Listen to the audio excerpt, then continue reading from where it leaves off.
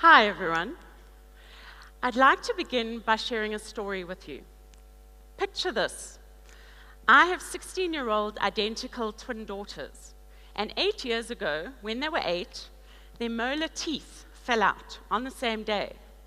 Now, I don't know about in your house, but in my house, according to tooth fairy currency, there's a higher monetary value associated with molars than there is with little lowly milk teeth. So bearing that in mind, my children went and deposited their teeth in their slippers with great excitement, expecting a visit from the tooth fairy during the night.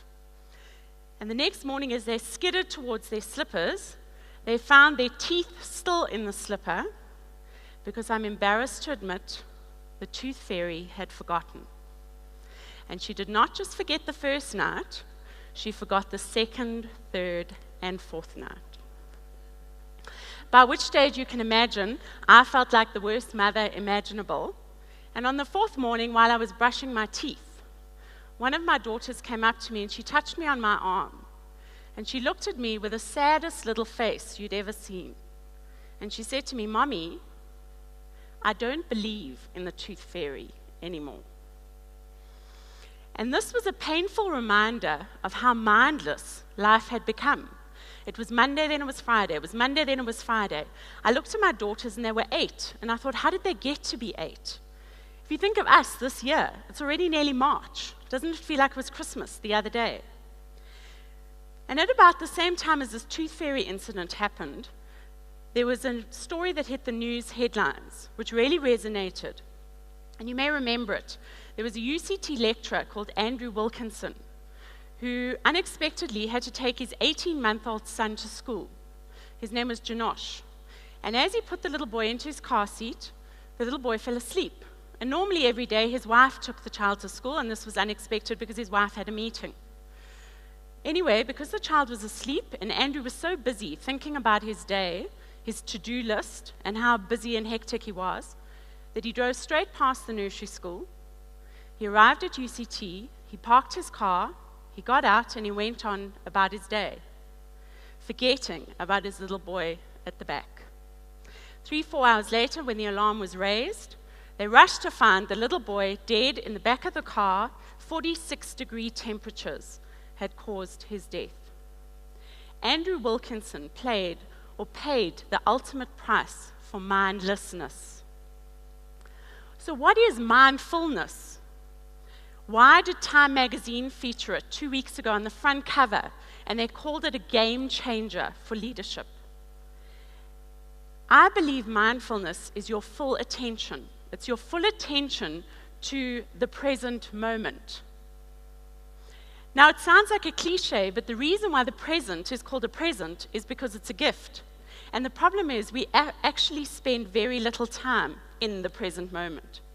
I bet you a lot of you are thinking about your build-up of emails, what are you having for supper tonight, when in actual fact the only moment that we have control over is this sweet spot of the 25th of February, 2014. This is the day that we have the capacity to perform at our peak. And the problem is we spend half of our time feeling guilt and regret about the past and worrying about the future. And we're missing out on the present moment and becoming increasingly mindless. Now, why do you think companies like Apple, Google, Facebook, the Huffington Post are increasingly teaching their leaders and their employees strategies to become more mindful? Because they know that your brain is actually like a cup. And that implies that your cup gets full.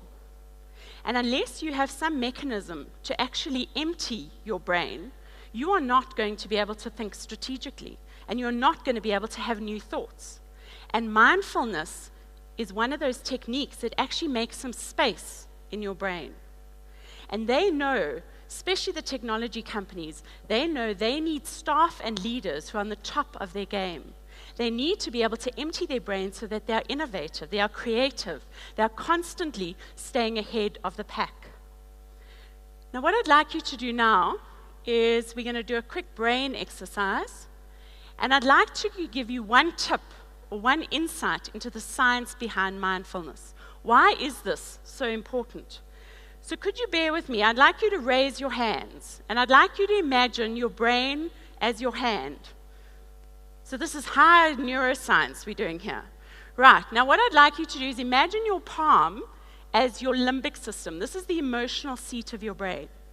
And then I'd like you to fold your thumb in, and that represents your primal reptilian brain. That's where your fight and flight response happens.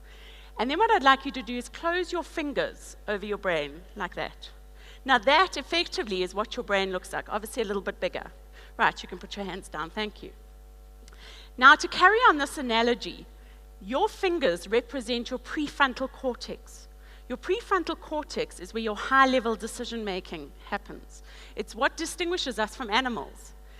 Now, what they found is that we all get triggered. Living in Johannesburg,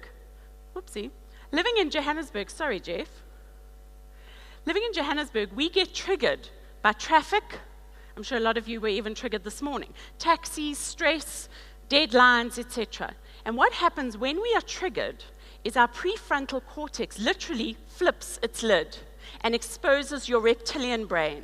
When you become more mindful, you are able to re-engage your brain and become a rational, decent, kind human being.